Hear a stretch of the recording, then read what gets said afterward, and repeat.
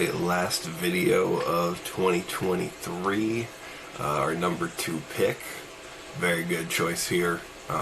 Definitely one you should listen to if you haven't heard it before, but I'm sure many of you will be at least somewhat familiar with this band and this album.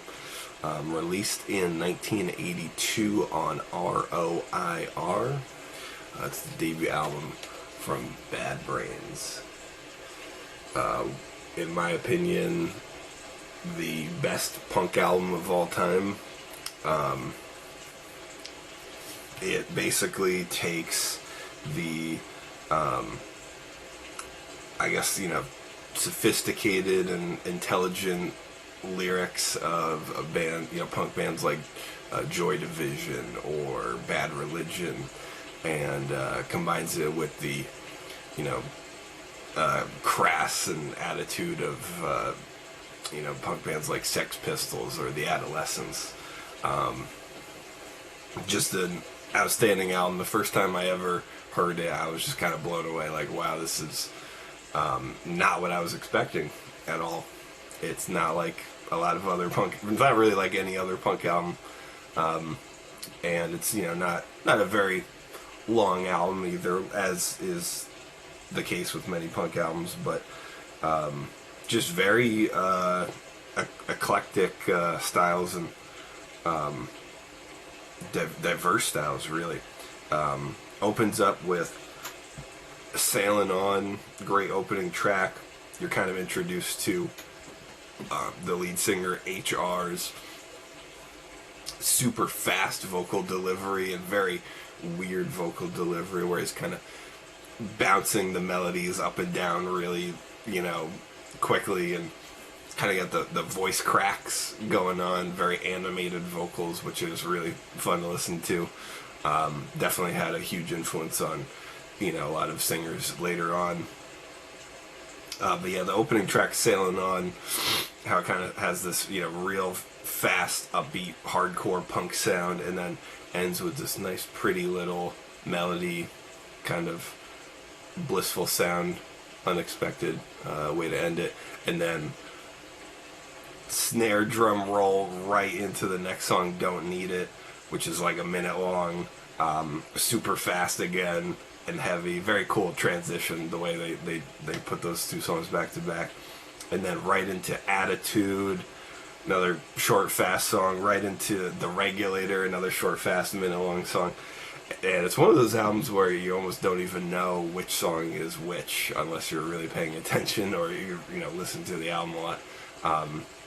Very, very quick. I don't know if that was a decision the band made or the label, because when the band would play these songs live, from videos I've seen, they kind of mix it all up, not really playing it in any particular order. So interesting how it kind of goes from one into the other so fast.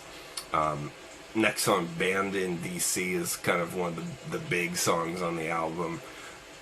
Super fast bass line to open it up with the drums and the HR's classic scream at the beginning, and then kind of slows down a little bit with a more melodic kind of hard rock middle and ending section, which is cool.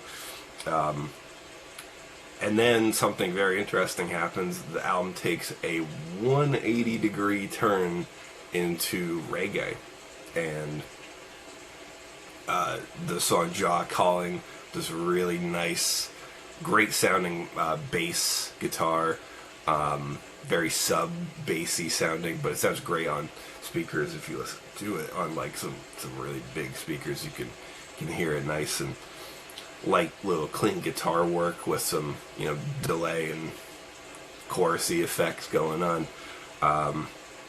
And then right back into Super Tough Shit Fit, which is like a super heavy, fast punk song with lyrics being delivered at 1,000,000 miles an hour.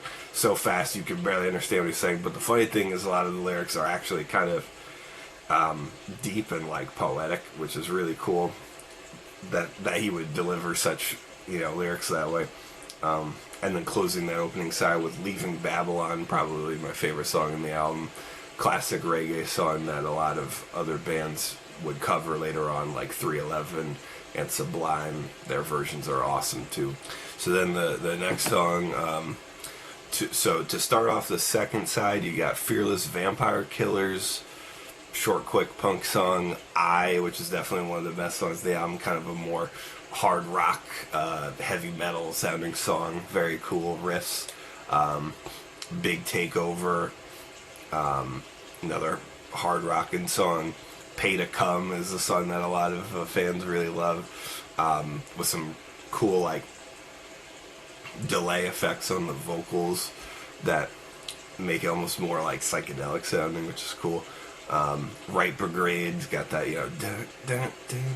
heavy hard rock, heavy metal sounding riff again. I Love Ija, 6.5 minutes, but it's a nice kind of psychedelic reggae soulful song again. And then closes with a song called Intro, which is funny, rather than being the outro, which is like 10 seconds or something. Plus some versions have an untitled bonus track, which is pretty cool. I think it's called Jah the Conqueror. Very, very wild way to start off a career as a punk band, but the CBGB, New York punk scene definitely ate these guys up, and it's unlike any other punk album. I mean, it's smart, it's got attitude, it's super fast, it's super chill and laid back too. It's they call it gospel music, I believe is how they refer to it as. So very interesting album, and definitely one of the best punk albums of all time, one of the best self-titled debut albums of all time. Definitely worth checking out. And for those of you who are seeing this in time, Happy New Year's.